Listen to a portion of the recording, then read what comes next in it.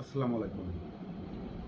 যে কোটাকে বিলুপ্ত করতেই ছাত্র বৈষম্য আন্দোলন, এত রক্তারক্তি, হানাহানি, খুন খারাপি, এত মানুষ নিহত, প্রশাসন ক্ষত বিক্ষত, একটি পুলিশ বাহিনীও বিলুপ্তির পথে, একটি স্বৈরার শাসকের পতন, সেই কোটাকে আবার পুনর্বাসন করতে, আবার নির্লিপ্তভাবে সেটাকে খুব গভীরে ষড়যন্ত্রভাবে সেটাকে উজ্জীবিত করতে আর এক পক্ষ উঠে পড়ে লেগেছে। বিএনপি কি এখনও তাদের বোধগম্য হয়নি?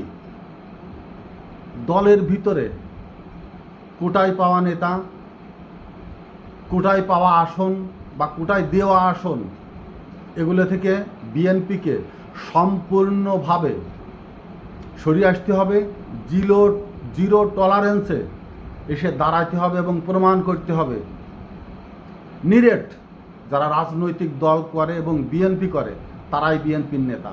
এখানে কোনো কোটায় দেওয়া পাওয়া নেওয়া কোনো নেতা থাকবে না, থাকবে না, থাকবে না। যদি থাকে, বিএনপি খুব অল্প সময়ের ভিতরেই প্রমাণিত হয়ে যাবে যে তারা জাতীয় পার্টির পর্যায়ে পৌঁছে গেছে। এমনি দল ধ্বংসের দ্বার প্রান্তে।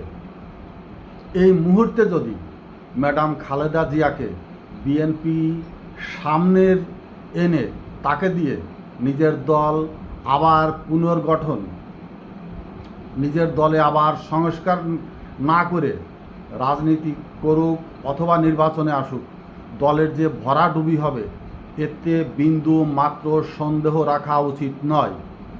আমি স্পষ্ট করে একটি কথা বলছি মাগুরা 2কে নিয়ে। বিএনপিতে যদি আওয়ামী লীগের বিআই টুকু, ছাত্রলীগের mother of caretaker Romen Farhana, Fazlur রহমানরা দাপটের সাথে স্থান দখল করে রাখে, কাজী কামাল তাদের অপরাধের কাছে বিন্দু মাত্র।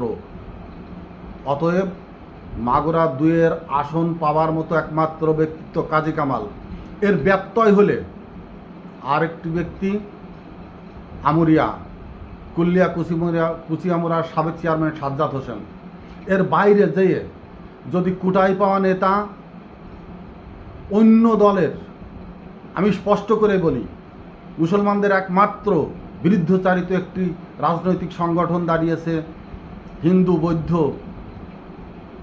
ঐক্য পরিষদ, যারা সরাসরি মুসলমানদের বিরুদ্ধে একটি রাজনৈতিক সংগঠন সৃষ্টি করেছে বাংলাদেশ। এবং সেই দলের একজন নেতা, যিনি বিএনপিতে কোটায় পাওয়া নেতা, তাকে যদি দেওয়া হয়, আমি পরিষ্কারভাবে বলে রাখছি মাগুরা 2 বিএনপির হাতছাড়া হয়ে যাবে। অতএব আমার যেটুক কথা বলার যেখানে বলেছি এবং ভিডিওতেও স্পষ্ট করে সেই বার্তায় দিয়ে রাখলাম, আশা করি ভেবে দেখবেন। আসসালামু আলাইকুম।